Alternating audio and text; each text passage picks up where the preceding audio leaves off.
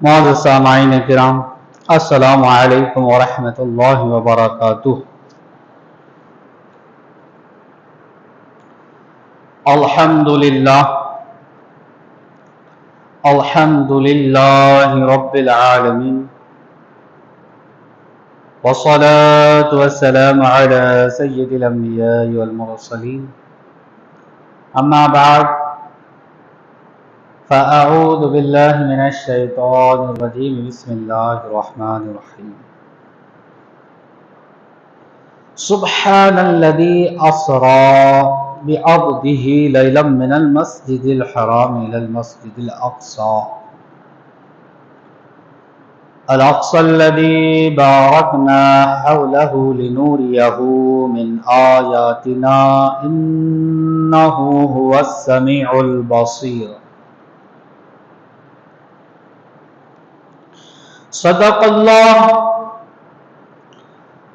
الله المولانا العظيم، وبلغنا رسوله النبي الأمين المتين الكريم،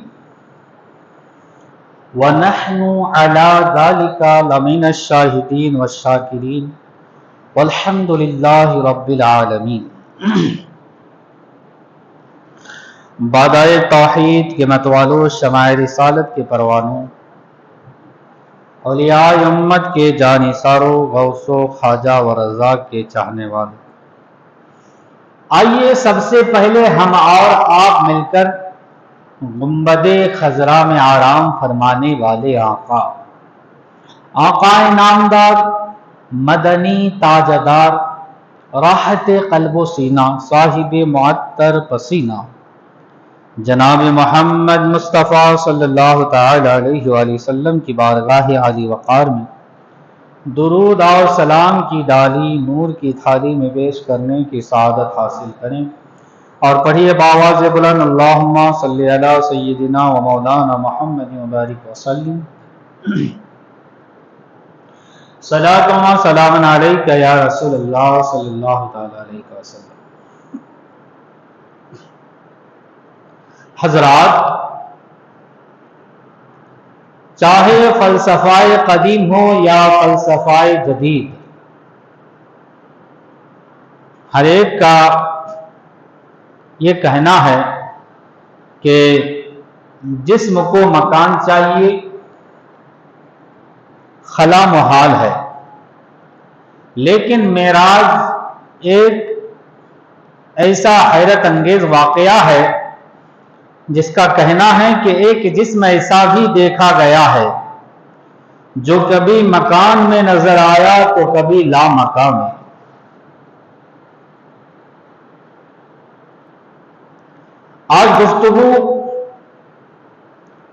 آج کی گفتگو واقعاتی نہیں، نکاتی، منقولاتی نہیں، معقولاتی ہوگی۔ ذہن کے دریچے اور فکر کے جھروکے کو کھول دیجئے تاکہ ذہنی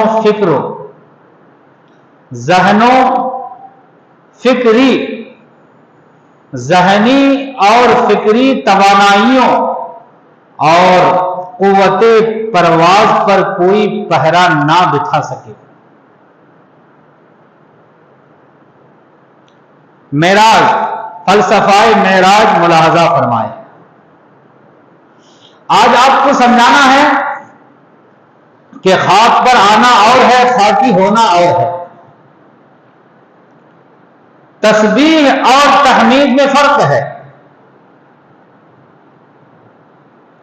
تحمید کہتے ہیں کہ اللہ تعالیٰ کے صفات کمالیہ ذکر کیے جائیں، مثلا یہ کہنا کہ وہ قدرت والا ہے، سمیع ہے، بصیر ہے، خبیر ہے، عالم الغیب ہے۔ اور تسبیح کہتے ہیں ایسے صفات ناقصہ جو ذات باری کے شایع نہ ہو، ان سے اس کی پاکی بیان کی جائے، مثلا یہ کہنا کہ وہ پاک اور بے عیب ہے، وہ جھوٹا نہیں ہے، وغیرہ۔ چونکہ یہ مقام تسبیح کا ہے، یہ مقام تسبیح کا متقاضی تھا، اس لیے فرمایا گیا سبحان، یعنی وہ ہر عیب سے پاک۔ اور جب وہ ہر عیب سے پاک ہے تو کوئی یہ نہیں کہہ سکتا کہ رسول اکرم کو کیسے اس نے تھوڑی سی مدت میں سیر کرا دی۔ واقعہ کی اہمیت کے لیے بھی لفظ سبحان کا استعمال کیا جاتا ہے۔ مثلا ایک چھوٹا سا بچہ جو مشکل سے 5 سیر کی کوئی چیز اٹھا سکتا ہے، لیکن اتفاق سے اس نے 10 سیر کی کوئی چیز اٹھا لی تو اس موقع پر سبحان اللہ کہا جاتا ہے۔ لفظ سبحان کہہ دینے سے وہابیوں کے امکان کذب کا مسئلہ بھی باطل ہو جاتا ہے، اس لیے کہ ذات باری میں کذب کا ممکن ماننا نقص باری ہے، اور لفظ سبحان ذات باری کو ہر نقص سے پاک بنا دیتا ہے۔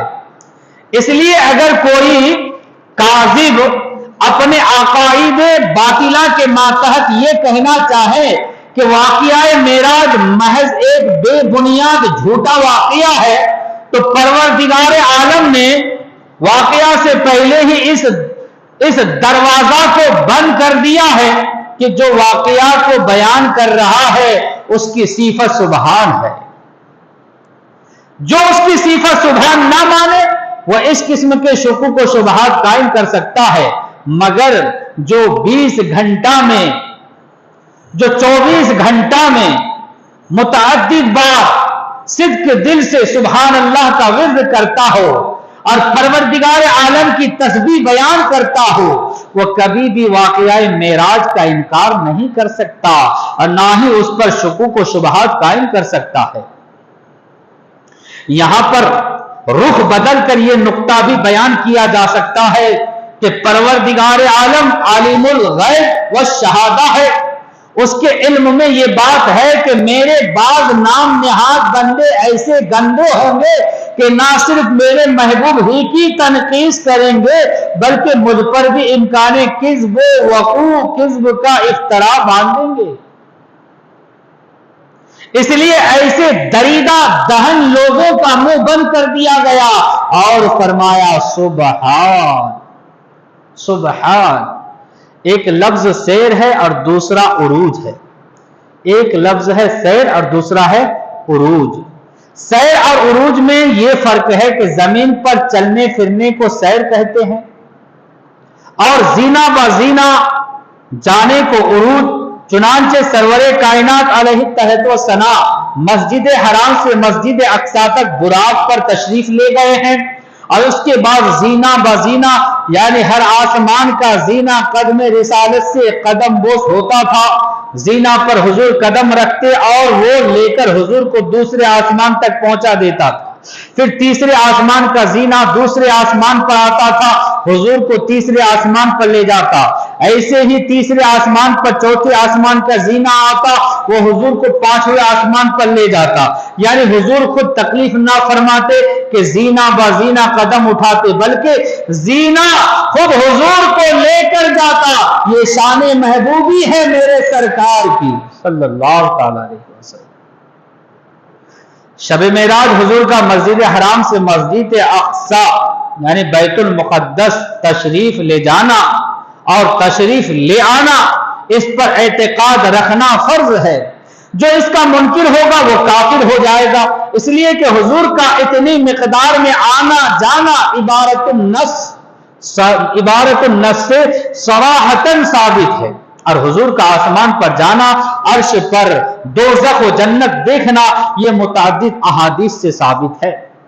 اور سورہ والنجم میں جو واقعہ معراج ہے وہ اتنی صراحت سے نہیں ہے، اس لیے علماء اور مفسرین کا اختلاف ہے۔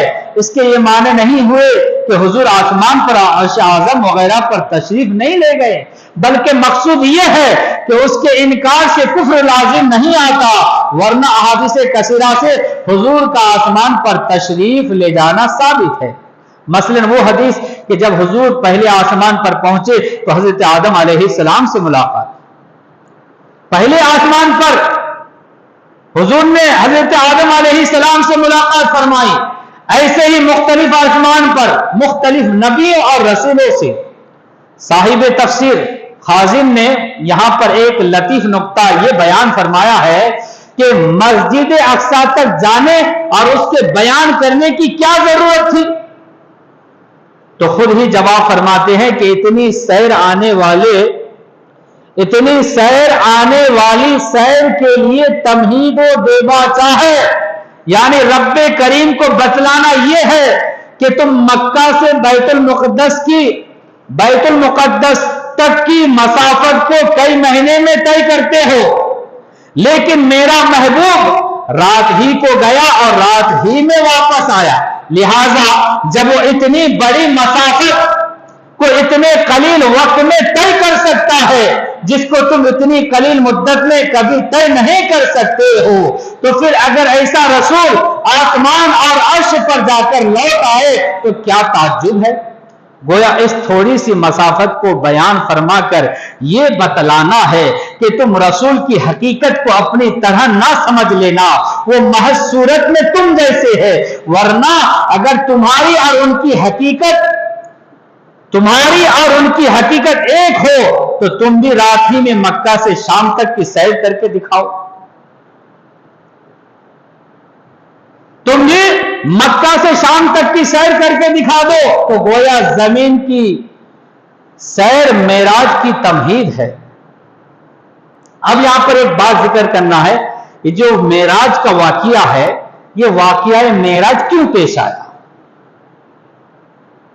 تو سنیے، حضور سید عالم علیہ السلام نے حسب معمول ایک روز صبح سے شام تک دعوت اسلام دی، مگر اتفاق سے اس روز کوئی بھی حلقہ بگوش اسلام نہ ہوا، کوئی بھی ایمان نہ لائے۔ اسی صدمہ اور غم میں حضور علیہ السلام مزمحل ہو کر، یعنی پریشان ہو کر، غمگین ہو کر ام ہانی رضی اللہ تعالی عنہا کے یہاں بستر استراحت پر جلوہ گر ہوئی، یعنی آپ سو گئے۔ یہ کیسے ممکن ہے کہ رب کریم اپنے پیارے محبوب کو اداس اور رنجیدہ دیکھے اور ازالۂ غم کی کوئی تدبیر عمل میں نہ لائے؟ یعنی حضور ناراض ہو، اللہ کا محبوب ناراض ہو اور اللہ اپنے محبوب کو خوش کرنے کے لیے کوئی تدبیر نہ کی ہو، ایسا ہو سکتا ہے؟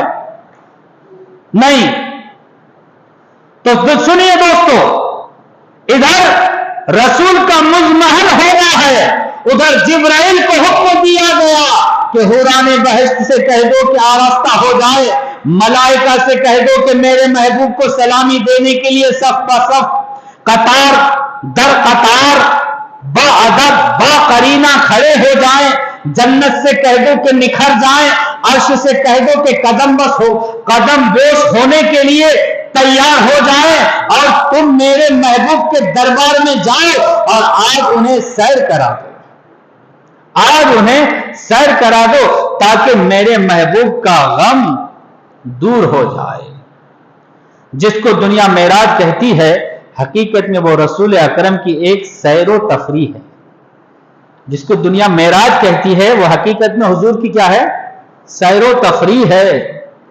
اسی لیے قرآن نے اس کو اسرا سے بیان کیا۔ جس طرح ہم اور آپ صبح شام کی تگ و دو جد و جہد سے پریشان ہو جاتے ہیں تو پارک اور کمپنی باغ کی سیر کے لیے نکل جاتے ہیں، ایسے ہی آج رسول اکرم یہ فرما رہے ہیں، یعنی مقصود یہ ہے کہ ہماری سیر و تفریح کی دنیا محض روئے زمین پر ہے۔ ہم اور آپ اگر گھومنے جاتے ہیں تو زمین پر ہی گھومتے ہیں، مگر جب رسول تفریح فرماتے ہیں تو آپ کا قیام اور تفریح عرش جنت ہے۔ عرشی عرش کی سیر کرتا ہے، فرشی فرش کی سیر کرتا ہے۔ جو عرش کا ہے وہ عرش پر گھومنے جاتا ہے، جو زمین والا ہے وہ زمین پر گھومتا ہے۔ تو ہمارا ہم زمین کے ہیں تو زمین پر گھومتے ہیں، لیکن نبی تو عرشی ہے، وہ عرش پر سیر کرتے ہیں۔ اسی لیے قرآن فرماتا ہے، سبحان الذی اسری بعبدہ لیلا من المسجد الحرام الى المسجد मस्जिद हराम इलल मस्जिद अक्सा अल्लज़ी बारकना हौलहु लिनूरियहु मिन आयातिना इन्नहु हुवस समीउल बसीर। तो सुनिए, जिसको दुनिया मेराज कहती है वो कुरान की निगाह में रसूल की सैरो तफरीह है। कुरान की निगाह में सैरो तफरीह है। सैर और तफरीह समझते हैं ना, घूमना। मेरे दोस्तों, इंसानी रस्मो राह में ताल्लुकात कायम करने में दो सूरतें होती है। कितने? दो। मसलन एक इंसान 10 करोड़ की एक शानदार उम्दा नफीस कोठी तैयार कराता है, हर चार तरफ उसकी शोहरत है, इत्तेफाक से कोठी का मालिक किसी तरफ से गुजर रहा है तो एक दूसरा शख्स उसके पास पहुंचकर सलाम करता है और फौरन वो ये कहने लगता है कि सुना है कि आपने बड़ी ही उम्दा कोठी बनवाई है, बड़ा रुपया खर्च किया है, लाखों रुपए का फर्नीचर है, हाउस है, बाग है, बागीचा है, संगे मरमर व संगे मूसा का तो जीना है, हीरा लाल और याकूत और जबरदस्त जैसे कीमती पत्थर से आरास्ता और मुज़य्यन है। हर चार तरफ उस कोठी की अजमतों बरतरी के तराने गाए जा रहे हैं। गर्ज के तारीफ का एक पुल बांध देता है, मगर उस तारीफ का मकसद क्या है कि किसी तरह कोठी का मालिक ये सुनकर खुश होकर उससे कह दे, अगर जी चाहे तो किसी दिन आकर देख जाना। सामने वाला तारीफ क्यों कर रहा है? ताकि कोठी वाला कहे कभी टाइम मिले तो आकर देख जाना, और इतना कहकर आगे बढ़ जाता है। यानी कोठी का बनाने वाला खुद दिखाने की पेशकश नहीं करता, कोठी वाला नहीं दिखाना चाहता, बल्कि दूसरा शख्स तारीफ करके देखना चाहता है। मगर एक दूसरा इंसान है कि जिसके पास कोठी बनाने वाला खुद जाता है। एक इंसान है जिसके पास कोठी बनाने वाला खुद जाता है और अपने ही मुंह से कोठी की लंबी चौड़ी तारीफ करता है, और तारीफ के बाद यह कहता है कि क्या आप इसको देखने ना आएंगे? क्या आप इसको देखने ना आएंगे? ये वो मकाम है कि कोठी बनाने वाला किसी को दिखलाने की खुद पेशकदमी करता है। ऐसे ही रब्बे करीम ने आसमानों जमीन की एक कोठी बनाई जिसको अपने अनवारों तजल्लियात से मुज़य्यन कर दिया। हजरत मूसा ने उन्हीं अनवार को देखने की ख्वाहिश की तो कह दिया गया लन तरानी, ए मूसा हरगिज नहीं देख सकते। और एक जाते गिरामी है मेरे सरकार की कि रब्बे कायनात दिखलाने के लिए खुद अपने इरादे का इजहार फरमाता है। ऐसा नहीं कि सरकार ने खुद इजहार तमन्ना किया हो, बल्कि सरकार इंतहाई बेफिक्री से बिस्तर इस्तराहत पर जलवागर है। हजरत जिब्राइल दरबार रिसालत में हाजिर है, अर्ज़ गुजार है कि क्या आप कोठी और कोठी वाले को देखने ना चलेंगे? हजरत जिब्राइल दरबार रिसालत में हाजिर होकर क्या कह रहे हैं? क्या आप कोठी और कोठी वाले को देखने ना चलेंगे? अगर आप अपने महबूब को अपने घर बुलाना चाहें तो आपके फहमो फिरासत का तकाजा ये होगा कि तन्हा कासिद को ना भेजेंगे नहीं भेजेंगे, बल्कि अपने या महबूब के हस्ब हाल कोई सवारी जरूर भेजेंगे ताकि महबूब के ना आने का कोई बहाना ना मिल सके। ऐसे ही परवरदिगार आलम ने जिब्राइल को तन्हा नहीं भेजा बल्कि सवारी के साथ भेजा। जिब्राइल को तन्हा नहीं भेजा, सवारी के साथ भेजा ताकि मेरा महबूब भी कोई बहाना ना कर सके। चुनांचे जिब्राइल दरबारे रिसालत में बुराक लेकर हाजिर हुए। क्या लेकर हाजिर हुए? बुराक लेकर हाजिर हुए। یہ ہے سرکار کی عظمت شان کہ حضرت موسیٰ علیہ السلام دیکھنے کی خواہش فرمائے تو لن ترانی کہہ دیا جائے، اور ایک نبی بستر استراحت پر آرام فرما ہے اور خود اپنی طرف سے دعوت نظارہ دیا جا رہا ہے اور سواری کے لیے ساتھ جبرائیل کو بھیجا جا رہا ہے صلی اللہ علیہ وسلم۔ دوستو، قرآن کریم نے صرف ایسے دو نبیوں کا تذکرہ کیا ہے جنہوں نے ربی ارینی کہہ کر خداوند قدوس کو پکارا ہے۔ دو نبیوں کا، کتنے نبیوں کا؟ دو نبیوں کا تذکرہ کیا ہے جس نے اپنے رب کو ربی ارینی کہہ کر پکارا ہے، اے رب میں تجھے دیکھنا چاہتا ہوں۔ اس کا مطلب کیا ہے؟ رب میں تجھے دیکھنا چاہتا ہوں۔ جنہوں نے ربی ارینی کہہ کر خداوند قدوس کو پکارا ہے ان میں سے ایک حضرت ابراہیم علیہ السلام، دوسرے حضرت موسیٰ علیہ السلام۔ لیکن حیرت ہے کہ جب حضرت ابراہیم نے ربی ارینی کہہ کر ربی ارینی کیف تحیی الموتی کہہ کر پکارا تو فوراً حضرت ابراہیم کو دعوت نظارہ دے دیا گیا۔ جب حضرت ابراہیم نے کہا کہ اے رب تو کیسے مردوں کو زندہ کرتا ہے میں دیکھنا چاہتا ہوں، تو حضرت ابراہیم کی اللہ نے سن لی، حضرت ابراہیم کی سن لی اور کہا کہ 4 پرندے اپنے ہمراہ لے، اپنے ساتھ 4 پرندے پہاڑ پر لے جا اور ان کا سر کاٹ لے۔ اپنے ہمراہ لے کر فلاں پہاڑ پر اس 4 پرندوں کو لے جا کر اس کے سر کاٹ لو، ان کے دھڑ کو کیما کیما کر ڈالو، پھر انہیں آواز دو، دیکھو وہ دوڑتے ہوئے اپنے دھڑ سے لگ جائیں گے اور بولتے اور دوڑتے ہوئے تمہیں نظر آئیں گے۔ چنانچہ حضرت ابراہیم نے ایسا ہی کیا، لیکن جب اسی جملہ کو حضرت موسیٰ نے پکارا، جملہ وہی ہے، جملہ وہی ہے، توجہ جاننا، حضرت ابراہیم نے کہا تو دعوت نظارہ دے دیا گیا، لیکن جب حضرت موسیٰ علیہ السلام نے کہا تو صاف صاف کہہ دیا گیا، کیا کہہ دیا گیا؟ لن ترانی، تم نہیں دیکھ سکتے۔ موسیٰ علیہ السلام سے کیا کہا گیا؟ تم نہیں دیکھ سکتے۔ آخر کیا بات ہے؟ جملہ ایک ہی ہے، مگر ایک کا سن لیا جائے دوسرے کو محروم کر دیا جائے تو اس کا جواب یہ ہے کہ اب حضرت آدم تا حضرت مسیح علیہم الصلاۃ والتسلیم جتنے انبیاء اور رسول کائنات میں رونق افروز ہوئے وہ سب کے سب اللہ تبارک و تعالیٰ کے مظہر صفات بن کر آئے۔ کیا بن کر آئے؟ مظہر صفات بن کر آئے۔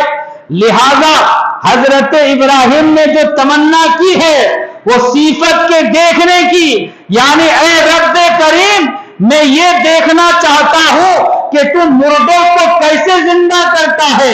لہذا جو مظہر صفت تھا اس نے صفت کے دیکھنے کی تمنا کی، مگر حضرت موسیٰ علیہ السلام نے اپنے منصب سے ہٹ کر خواہش ظاہر کی، یعنی ذات الوہیت کو دیکھنے کی تمنا کی ہے، تو انہیں کہہ دیا گیا اے موسیٰ دنیا میں تو تم میری صفات کے مظہر و آئینہ بن کر گئے ہو، تم کس طرح میری ذات کو دیکھ سکتے ہو؟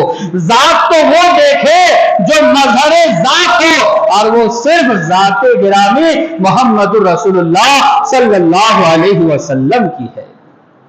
چنانچہ شب معراج میرے رسول نے ذات الوہیت کو، توجہ ہے نا، شب معراج میرے حضور نے ذات الوہیت کو، ذات الوہیت یعنی خداوند قدوس کو، ذات الوہیت کو اس طرح دیکھا، قرآن نے اپنے الفاظ میں ما زاغ البصر وما طغى سے ترجمانی کی यानी ज़ात रबवियत को बेहिजाब बेनकाब इस तरह देखा कि किसी तरफ ना तो आंखें फिरी और ना कज हुई। कुरान ने इसको जिक्र फरमाया है कि हुजूर ने अल्लाह ताला को शब-ए मेराज इस तरह देखा कि ना ही आंख किधर फिरी ना कज हुई। लिहाजा ये एक फर्क है सरवर कायनात में और दिगर अंबिया व रसूल में कि हुजूर मजहरे ज़ाते रब है और दिगर अंबिया व रसूल मजहरे ज़ाते सिफात है। दोस्तों, अब यहां पर एक सवाल पैदा होता है। सवाल होता है कि मेराज का ताल्लुक तो ज़ाते नबूवत से है। भाई, मेराज करने वाले कौन है? तवज्जो है आपकी। मेराज करने वाले कौन? हमारे नबी। जब मेराज का ताल्लुक हमारे नबी से है, लिहाजा तारीफ और तौसीफ रसूल की होनी चाहिए ना। तो मेराज करने वाले हुजूर है तो तारीफ भी हुजूर की होनी चाहिए। चे जाए कि रब्बे करीम अपनी तस्बीह यानी लफ्ज़े सुबहान फरमाता है। क्या फरमाता है? सुबहान। यानी होना चाहिए कि पाक है वो ज़ाते नबुव्वत जिसने सैर की मस्जिद हराम से मस्जिद अक्सा तक। मगर कुरान ये कहता है कि पाक है वो ज़ाते रबूबियत जिसने सैर कराई अपने प्यारे बंदे को मस्जिद हराम से मस्जिद अक्सा तक। ऐसा होना चाहिए था, ऐसा क्यों नहीं हुआ? तो जवाब सुनिए उसका जवाब सुनिए। तो जवाब यह है कि एक है सैर करना, एक क्या होता है? सैर करना, और दूसरा है सैर कराना। बात समझ रहे हैं? एक खुद से सैर करना और एक है किसी के जरिए सैर करना, यानी कोई कराना, कोई बड़ा आदमी साथ में रहना और कराना। सैर करने और सैर कराने में फर्क है। अगर कुरान में यह होता कि पाक है वो ज़ाते नबूवत, क्या कहता? पाक है वो ज़ाते नबूवत जिसने सैर की, तो सैर निस्बत रसूल अकरम अलैहिस्सलाम की तरफ होती। किसकी तरफ होती? सैर हुजूर की तरफ होती। मगर अपनी तस्बीह बयान करके परवरदिगार आलम सैर की पूरी जिम्मेदारी अपने ऊपर ले लिया। सैर की पूरी जिम्मेदारी अपने ऊपर लेता है। इस मिसाल से आप सैर करने और सैर कराने का फर्क ज्यादा समझेंगे।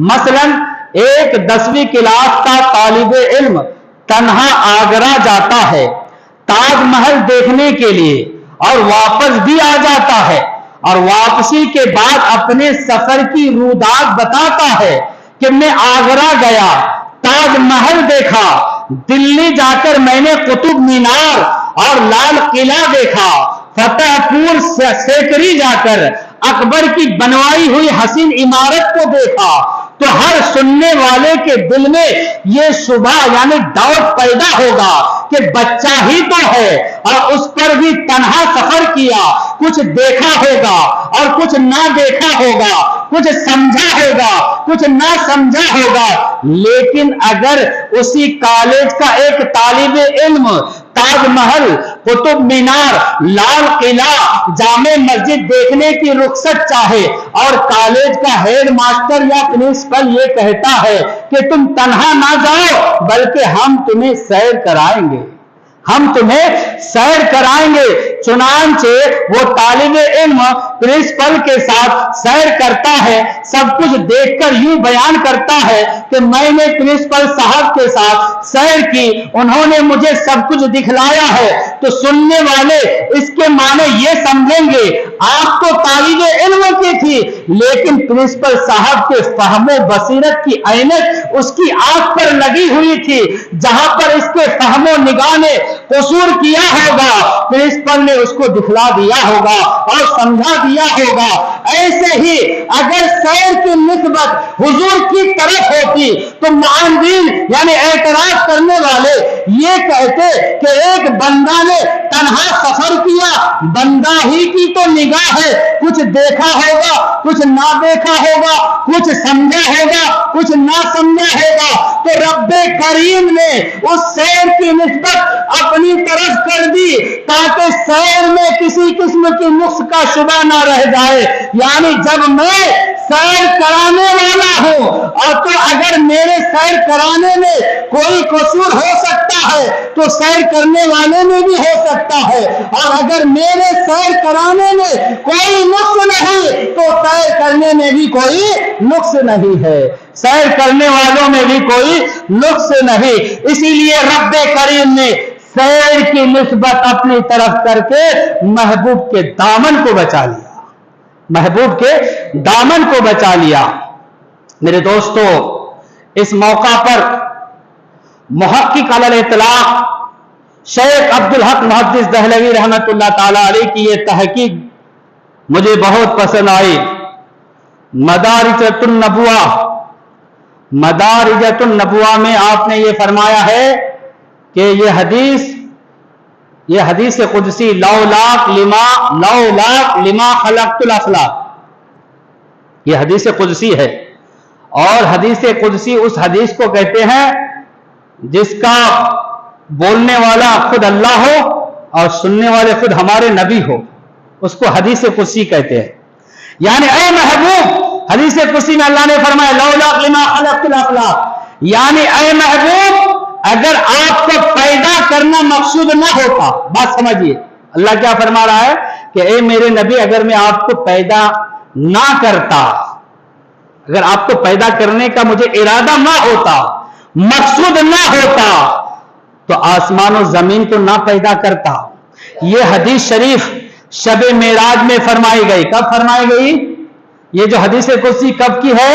شب معراج کی ہے، اور یہ حدیث قدسی شب معراج میں فرمائی گئی، جس میں اس شبہ کا، اس ڈاؤٹ کا ازالہ ہے۔ شاید لوگ معراج سے یہ سمجھتے کہ آسمان و زمین اور جنت کی یہ سیر کر کے حضور نے اپنے علم و معلومات میں اضافہ کیا، تو رب کریم نے فرمایا کہ اے رسول، یہ آسمان و زمین تو وجود میں آئے آپ کے بدولت۔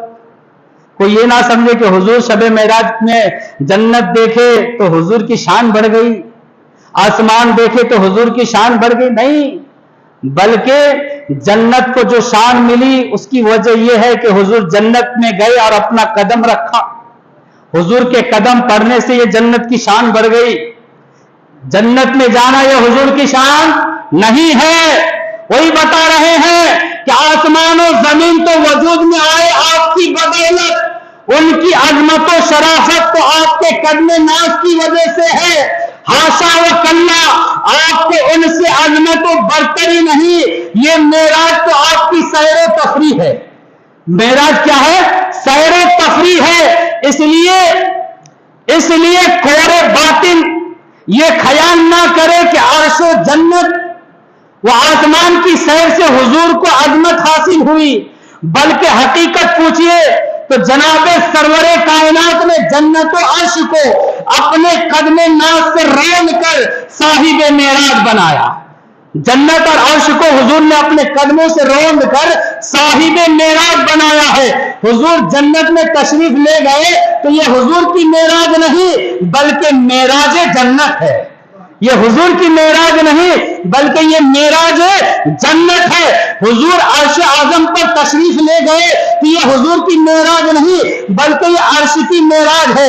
یہی ہے معراج، بلکہ یہ عرش کی معراج یہی ہے کہ وہ آج معراج والے کا تلوا چوم کر خود صاحب معراج بن جائے، صاحب معراج بن جائے۔ تو پھر حضور کی معراج کیا ہے؟ تو سنیے، حضور کی معراج اللہ تعالیٰ فرماتا ہے ثم دنا فتدلى فكان قاب قوسين او ادنى، یعنی قربت الہی حضور کی معراج ہے، قربت الہی حضور کی معراج ہے، اور صاحب معراج سے قدم بوس ہونا یہ عرش کی معراج ہے۔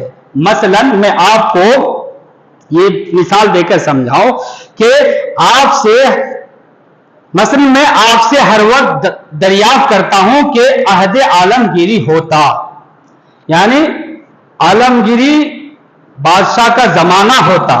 کس کا زمانہ ہوتا؟ عالمگیر بادشاہ رحمت اللہ علیہ کا زمانہ ہوتا، اور حضرت عالمگیر علیہ الرحمہ آپ کے شہر میں تشریف لاتے، تو آپ کیا فرماتے کہ آج حضرت عالمگیر کی معراج ہے؟ یہ فرماتے کیا؟ عہد عالمگیری ہو اور آپ ہی کے شہر میں عالمگیر حضرت تشریف لائے رحمت اللہ تعالی علیہ، تو معراج کس کی ہوگی؟ عالمگیر کی معراج ہوگی کہ شہر والوں کی؟ شہر والوں کی، کہ آج وہ اس شہر میں تشریف لائے ہیں. یا آپ فرماتے کہ شہر والوں کی معراج ہے تو یقیناً آپ کی عقل و دانش کا یہی تقاضا ہوتا کہ آپ یہی فرماتے کہ آج شہر کی معراج ہے، کہ زمانے کا بادشاہ آج ہمارے شہر میں جلوہ گر ہے. اسی طرح رب کریم نے فرمایا کہ اے رسول، اگر آپ کو پیدا کرنا منظور نہ ہوتا تو آسمان و زمین، عرش و کرسی، دوزخ و جنت کچھ بھی نہ پیدا کرتا. یعنی ان چیزوں کا خالق تو میں ہوں، مگر مالک تم کو بنا دیا ہوں. خالق تو میں، جنت کو پیدا کرنے والا میں، عرش کو پیدا کرنے والا میں، جنت و دوزخ کو پیدا کرنے والا میں، مگر مالک تم کو بنایا ہوں. لہذا لوگوں مالک جنت جنت میں جائے تو جنت کی معراج ہے یا مالک جنت کی؟ جنت کی معراج ہے نا، مالک جنت کی نہیں. جنت بھی ہمیں اسی لیے پیاری ہے چونکہ وہ مسکن ہے میرے محبوب کا. جنت ہمیں کیوں پیار ہے؟ کہ وہ میرے آقا کی رہنے کی جگہ ہے. جنت کو بھی جنت بنایا حضور ہی کے قدم ناز نے. ایک سوال پیدا ہوتا ہے کہ اسرا کو ثلاثی مجرد سے ثلاثی مزید فی باب افعال میں لا کر خود ہی متعدی بنا لیا گیا ہے، تو پھر اسرا کے بعد بھی عبدہ میں با کیوں لایا گیا؟ تو اس لیے کہ با کا ایک خاص فائدہ یہ بھی ہوتا ہے کہ لازم کو متعدی بنانے کے لیے لاتے ہیں. مثلا ذہب اللہ بنورہم، یعنی لے گیا اللہ ان کے نور کو. باوجود کہ ذہبا ثلاثی مجرد سے ہے جس کا ترجمہ کیا جاتا ہے گیا یا جاتا ہوگا، مگر باقی وجہ سے یہ متعدی ہو گیا. اب جس کے معنی لے جانا ہو گئے، تو جبکہ اسرا خود ہی متعدی ہے تو با کے لانے سے کیا فائدہ؟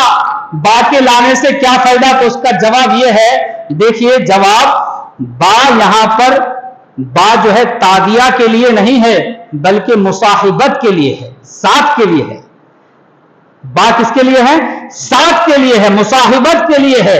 یعنی سیر کرانے والا خود سیر کرنے والے کے ساتھ ہے. سیر کرنے والا تنہا نہیں ہے. سیر کرانے کی نسبت دو طریقے پر ہوتی ہے. ایک تو اس صورت میں کہ سیر کرانے والا خود جانے والے کے ساتھ ہو. دوسری صورت یہ ہے کہ سیر کرانے والا جانے والے کے سفر کے اسباب اور اخراجات وغیرہ فراہم کر دے اور خود ساتھ نہ جائے، تو اس کو بھی سیر کرانے والا کہتے ہیں. مثلا ایک سیٹ صاحب کے عطا کردہ روپیے سے آپ نے حج کیا اور آپ سے یہ دریافت کیا گیا کہ آپ کو کس نے حج کرایا، تو جواباً آپ نے فرمایا کہ فلاں سیٹھ نے. تو اس کا یہ معنی نہیں ہے کہ سیٹھ صاحب بھی آپ کے ساتھ تھے، صرف اخراجات و اسباب سفر فراہم کر دیا ہے. اور ایک لفظ ہے لے جانے والا، یہ جانے والے کے معیت یعنی معیت چاہتا ہے. تو اگر اسرا کے بعد با نہ لایا جاتا تو اس آیت کا ترجمہ صرف یہ ہوتا کہ پاک ہے وہ ذات جس نے سیر کرائی اپنے بندے کو، اور اس میں دونوں احتمال ہے کہ سیر کرانے والا سیر کرنے والے کے ساتھ تھا یا نہیں. مگر جب اسرا کے بعد با لایا گیا، مصاحبت کا لایا گیا، تو اب آیت کا یہ ترجمہ ہو گیا کہ پاک ہے وہ ذات جو لے گیا اپنے بندے کو، اور یہ طے ہو چکا ہے کہ لے جانے والا وہیں پر بولا جاتا ہے جبکہ لے جانے والا جانے والے کے ساتھ ہو. لے جانے والا جانے والے کے ساتھ ہو، تو طے ہو گیا हुजूर तन्हा ना थे बल्कि आगोश रबूबियत में थे। जब हुजूर मेराज को गए तो हुजूर तन्हा ना थे बल्कि आगोश रबूबियत में थे। और अगर ले जाना कभी बगैर जाने वाले के माहियत के बोल दिया जाए तो ये शाज़ नादिर है और अशाज़ कल मादूम की हैसियत रखता है। तो दोस्तों, बिअब्दिही से मेराज जिस्मानी का सबूत होता है। आज जो लोग कहते हैं ना कि हुजूर ने मेराज की, ये तो ख्वाब में हुई, सवाल होता है ना, ये हम नहीं कहते, हमारी जमात नहीं कहती, बल्कि दूसरे कहते कि हुजूर मेराज गए तो वो तो ख्वाब में हुआ, ख्वाब में हुजूर ने अल्लाह को देखा। क्या कहते हैं? ख्वाब में देखा।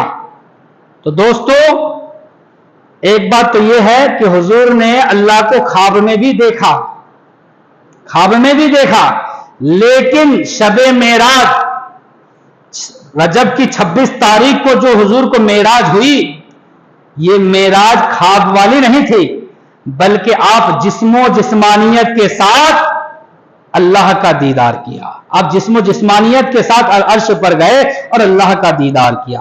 तो यहां पर जो अल्लाह तबारक व तआला ने फरमाया सुब्हानल्लज़ी असरा बिअब्दिही, तो बिअब्दिही से मेराज जिस्मानी का सबूत होता है कि हुजूर ख्वाब में मेराज नहीं की बल्कि जिस्मो जिस्मानियत के साथ जागते हुए की। उसका सबूत बिअब्दिही से है जो अल्लाह ताला ने कुरान में फरमाया है।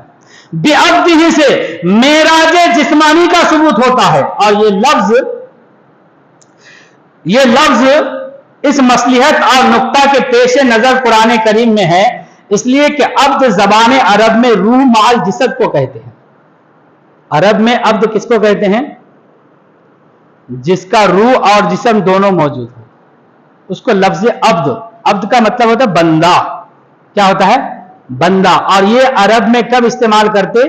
जो जिंदा आदमी हो, जिसका रूह भी सलामत हो और जिस्म भी साथ हो, तभी इस्तेमाल होता है। जबान अरब में रूह माल जिसद को कहते हैं, रूह माल जसद को कहते हैं अब्द। ना तो सिर्फ रूह को कहते हैं, ना सिर्फ जिस्म को बताना है, बल्कि ये मेराज रूह माल जिसद हुई। मेराज रूहानी ना थी। ऐसा नहीं कि हुजूर का जिस्म में जमीन पर था और रूह मेराज को गए, ऐसा नहीं, बल्कि मेराज रूहानी ना थी बल्कि जिस्मानी थी। इस मुख्तसर उन्वान को अपने अंदाज में तूल दिया जा सकता है। बिअब्दिही से दूसरा फायदा यह भी है कि उम्मत मुस्तफ़ा के ईमान को महफूज रखना है, इसलिए कि मसला मेराज को इतनी अहमियत है और इस कदर खर्को आदात और मा फौकुल फितरत है।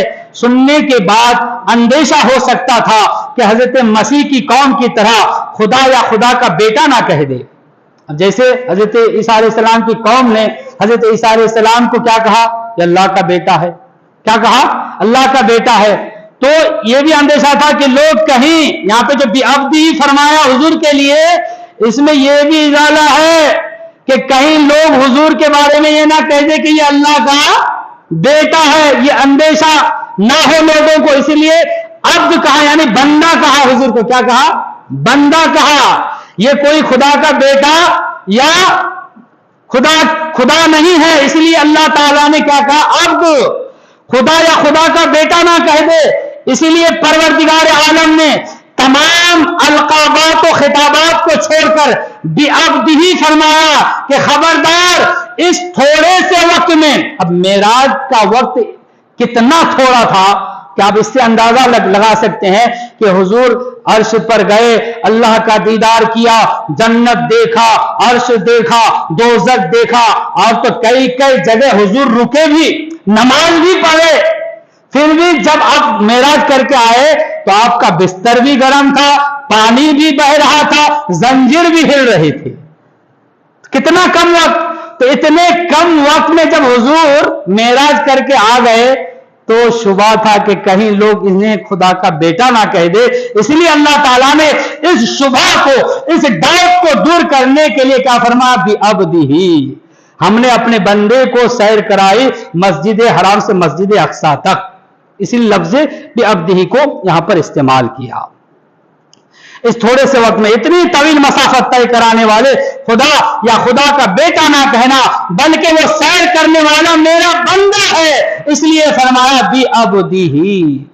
मेरे दोस्तों और बुजुर्गों, अगर मैं बात और आगे बढ़ाऊं तो बहुत ज्यादा वक्त चाहिए। जुमा का दिन है और बहुत से हमारे मुसल्लियान किराम की शिकायत भी है कि हमें काम को जाना रहता है। अब अपना बयान जल्द खत्म करे, इसलिए मैं पिछले 2 जुमा से 40 के अंदर 40 के अंदर मैं अपना बयान खत्म कर दूंगा। 31 या 31 पर 5 में मेरा बयान खत्म हो जाएगा, ताकि बयान तुल होने की वजह से किसी को तकलीफ ना हो। जो भी बयान हुआ अल्लाह तबारक व तआला हमें इसको समझने की तौफीक दे। तो दोस्तों, एक बात मैं आपको बता दूं, जो आने वाली शब मेराज है यानी 26 तारीख रजब की, 26 तारीख इस बार जो है 7 तारीख पड़ रहा है। कौन सा दिन पड़ रहा है? 7 फरवरी 26 रजब पड़ रहा है। तो दिन गुजरने के बाद जो रात होगी वही शबे मेराज है। उसी रात हुजूर जो है मेराज करने के लिए, अल्लाह का दीदार करने के लिए अर्श पर तशरीफ ले गए जिस्मो जिस्मानियत के साथ।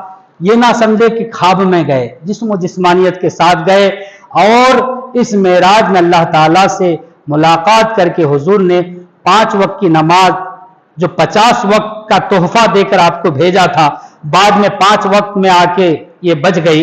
ये तोहफा भी आपने शबे मेराज ही लाया था, शबे मेराज को ही आपको अल्लाह की तरफ से मिला था। तो दोस्तों और बुजुर्गों, ऐसे तो ये रजब का महीना है, रजब के महीने में रोजा रखना बहुत ही सवाब का काम है। इसके ताल्लुक से मैं गुज़श्ता जुमा बता दिया कि एक रोजा रखना साल भर रोजा रखने के बराबर सवाब है। तो चे जाए कि इसमें हुजूर की मेराज है 26 तारीख, जो कि चारशुम्बा का दिन पड़ रहा है।